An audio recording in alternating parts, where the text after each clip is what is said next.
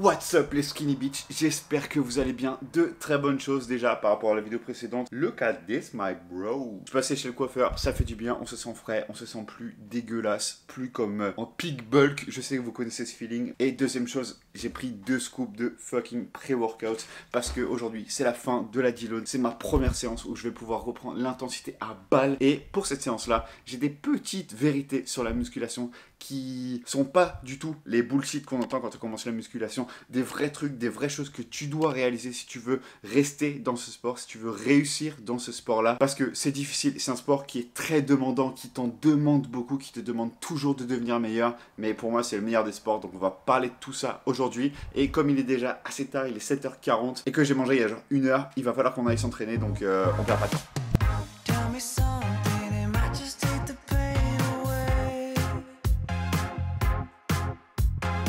See, I've been thinking a million things I want to say.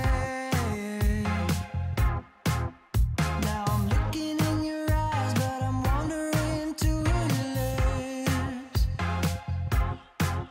See, I'm trying to keep it cool while I'm hovering for the kiss. 'Cause I've been eating you like old-fashioned orange slice, sweet like daiquiri with strawberry crushed ice. There's no happy endings.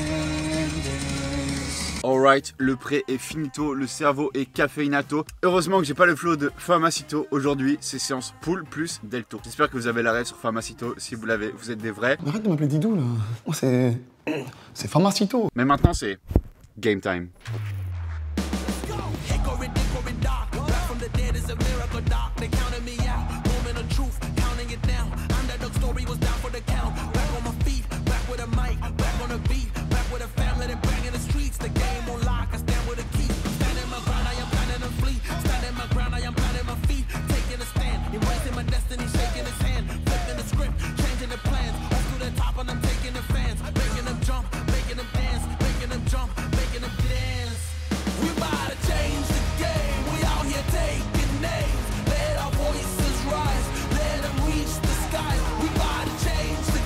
Bon les gars, j'ai fini les exodos et je vais me poser un peu pour parler du première vérité.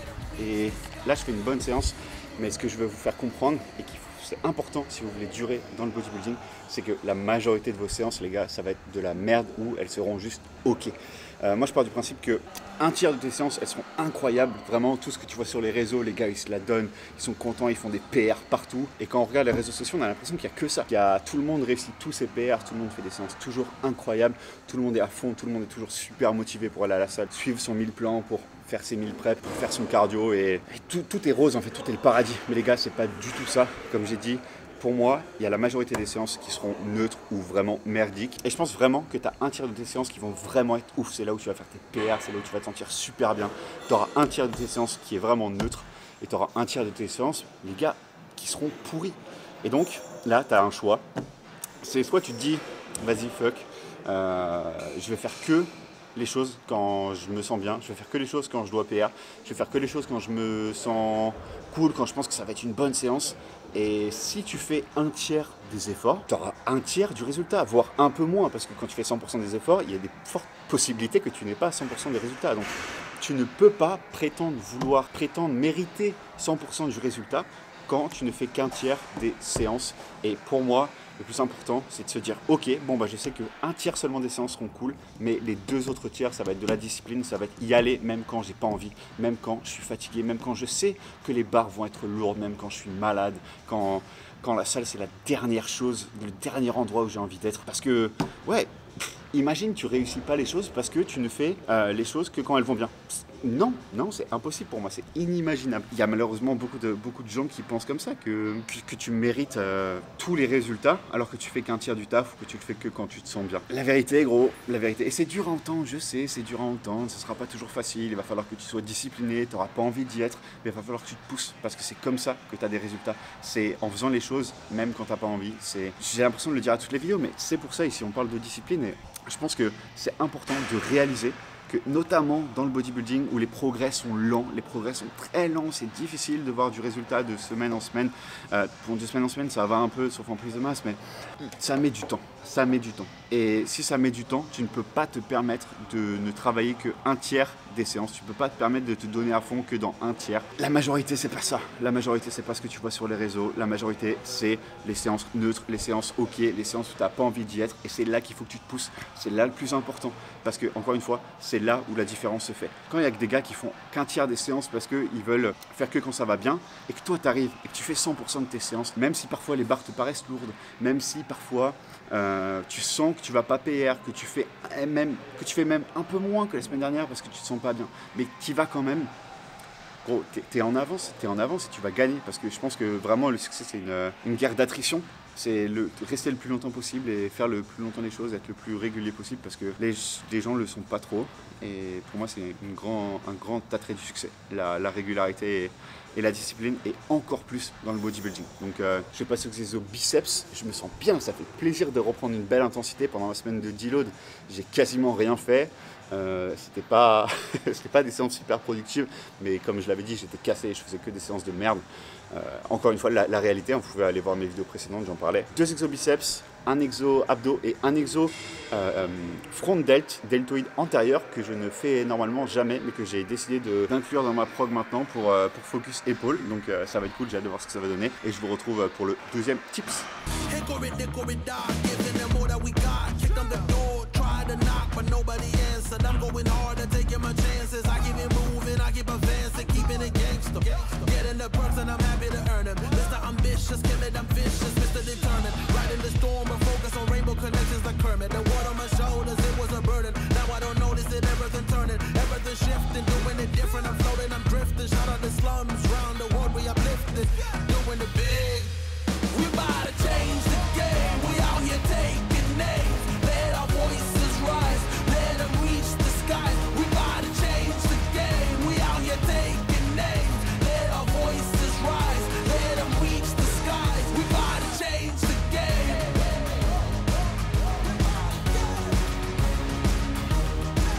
We about to change the game.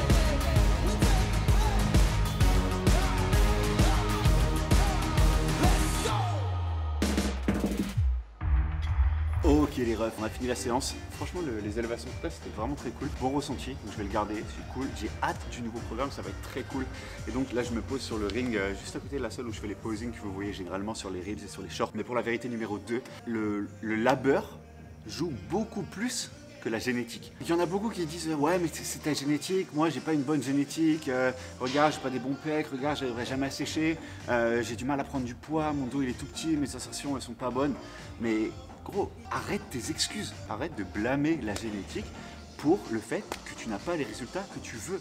Certes, la génétique, maintenant, elle va jouer sur tes insertions musculaires. Est-ce que tu as le biceps long? Est-ce que tu as le biceps court? Est-ce que tu as les clavicules longues, les clavicules courtes? Elle va jouer sur peut-être ton métabolisme un peu, le fait de prendre du poids à certains endroits plus que d'autres, le fait de stocker la graisse à certains endroits plus que d'autres, ton apparence physique en général.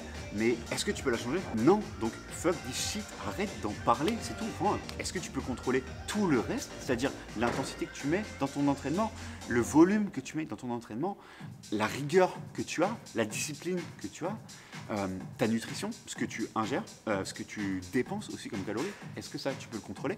Bien sûr. Les points forts, les points faibles, oui, tu peux évidemment pas forcément les contrôler au départ, mais tu peux faire en sorte de les améliorer et tu peux faire en sorte de travailler ultra dur pour y arriver. La vie, les gars, elle n'est pas juste.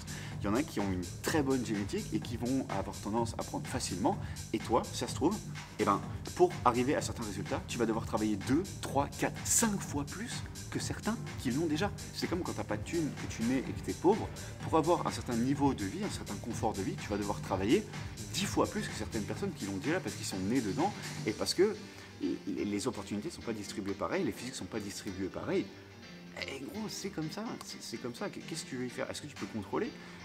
Qu'est-ce que ça change de blâmer la génétique? Qu'est-ce que ça te change d'aller sur YouTube et d'écrire « Oh ouais, la génétique, oh les stéroïdes, oh... » Gros, arrête tes excuses, vraiment. D'ailleurs là je parle, je dis tu, mais c'est pas forcément toi, c'est moi, là je me parle aussi à moi-même, tu vois, c'est des choses que je me dis et que j'ai dû affronter pour vraiment comprendre et pour vraiment me donner à fond pour avoir les résultats que je voulais. Si tu dois travailler 2, 3, 4 fois plus que les autres pour avoir le même résultat et que tu peux rien y faire, fais-le. fais-le. Et là, ça divise, parce que les gens, ils vont se dire, ah ouais, mais non, lui, il a la bonne génétique, moi, j'ai pas la bonne génétique, donc je vais pas me donner, parce que c'est beaucoup plus dur. Il y en a qui vont dire, ok, je pars peut-être avec un désavantage, mais c'est ce que je veux, je sais ce que je veux, et je sais que quand je fais quelque chose, je travaille aussi dur qu'il le faudra pour y arriver. Donc, et ils le font, Et si tu veux réussir dans le bodybuilding, c'est ça qu'il faut faire. Dans la musculation, c'est ça qu'il faut faire. C'est contrôler tout ce que tu peux contrôler, optimiser tout ce que tu peux optimiser et te donner à fond. Et là, crois-moi que le travail, il joue beaucoup plus que la génétique. Donc arrête de blâmer la génétique, fais ton taf, mets ton intensité, sois discipliné et continue. Le lightning est pas mal ici, franchement la salle, elle est vraiment très stylée. Merci encore une fois au On Air de Vélizy, je kiffe m'entraîner là-bas, trop bonne ambiance, trop bonne machine. Bref, je vais me mettre là, c'est plus simple. Il me reste 20 minutes de cardio, parce que je fais encore une fois du cardio pendant toute ma prise de masse. Je reste à 5 fois 20 minutes par semaine, en tout cas, dès que je fais un entraînement, je fais 20 minutes de cardio à la fin. Donc je vais aller faire ça tout de suite et après on va rentrer manger parce que je suis KO et j'ai faim. Damn, j'avais fait un clip bangers à la fin de la séance dans la voiture pour les derniers conseils, mais la batterie de la caméra a coupé, donc on est à la casa con el monster. Let's go. La troisième vérité qui blesse, ou en tout cas qui est difficile à entendre en musculation, c'est que c'est un sport qui demande beaucoup de sacrifices et qui est un peu solo, ou en tout cas que les gens vont peu comprendre. Si tu le fais à fond, peu de gens vont comprendre. La musculation, le bodybuilding, c'est clairement pas le sport le plus social et ça va te demander beaucoup de sacrifices, que ce soit de préparer tes repas, de prendre beaucoup de temps pour t'entraîner, de gérer aussi ton rythme de sommeil pour bien récupérer, pour être en forme parce que tu dois aller t'entraîner, parce que tu veux t'entraîner, parce que tu veux optimiser toutes les variables. Ça va te demander de préparer tes meal prep, de pas forcément manger avec tes potes. Si tu vas au resto, peut-être amener ta gamelle ou prendre des plats qui sont entre guillemets ennuyants. Si tes proches sont pas aussi à fond que toi, ils vont pas le comprendre. Ils vont pas le comprendre. Tu vas te prendre des remarques du genre oh non, t'es encore au régime. Et c'est ok. C'est ok. Tu vas t'en prendre des remarques et c'est pas confortable. Mais le simple fait que les gens ne comprennent pas, c'est assez pour te signaler que t'es sur le bon chemin. SO Alex Hormozy pour la quote incroyable. Mais je pense que c'est réel. Quand les gens te comprennent pas et qui te font des remarques comme ça, c'est une indication que tu es sur le bon chemin, que tu fais quelque chose de difficile ou en tout cas qui est pas dans les normes. Et si c'est ce que tu veux faire, good, tant mieux. Justement, ça prouve que tu es sur le bon chemin, donc continue, pousse l'inconfortable et au fur et à mesure, tes proches, soit ils vont ne pas te soutenir et dans ce cas-là, mon gars, change de proche, soit au fur et à mesure, ils vont comprendre et justement t'encourager parce qu'ils apprécient te voir devenir une meilleure version de toi-même. Et là, c'est leçon de vie de base, mais à tes proches, tes potes ou ta famille, peu importe ce qu'ils veulent devenir, soutiens-les s'ils deviennent la meilleure version d'eux-mêmes. Si tu penses qu'ils deviennent la meilleure version d'eux-mêmes, peu importe si c'est pas en accord avec le rêve que tu as pour eux dans ce monde, si plus de gens allaient vers la personne qu'ils voulaient être, prenaient les étapes nécessaires, faisaient le travail nécessaire pour se rapprocher de la version idéale d'eux-mêmes, je pense que le monde serait bien meilleur. Donc si tu as quelqu'un dans ton entourage qui fait des choses qui ne sont pas dans la norme, mais que tu sens qu'ils sont passionnés, qui kiffent ça et qui veulent s'améliorer dans leurs choses, peu importe ce que c'est, peu importe si t'aimes pas la musculation et que justement tu me vois réaliser mes rêves et pousser mon délire de musculation à fond, si tu vois ton pote qui veut devenir le meilleur médecin du monde, j'utilise tout le temps cette analogie, mais qui veut devenir un médecin, mais que toi t'es dans l'entrepreneuriat et que tu penses que tout le monde doit faire de l'entrepreneuriat, non, c'est pas pour tout le monde. Ça, c'est ton rêve à toi, c'est ta manière de fonctionner. Et non, soutiens tes proches qui sont dans le chemin vers une meilleure version d'eux-mêmes. Bref, je pense qu'on va arrêter la vidéo ici. Dites-moi dans les commentaires si elle vous a plu. Lâchez un like comme d'habitude, un commentaire pour la force. Passez à 2 vidéos vlogs par semaine. Donc abonne-toi pour ne pas les louper. Sur ce, je vous dis à la prochaine et surtout n'oubliez pas, exploitez votre potentiel. Peace!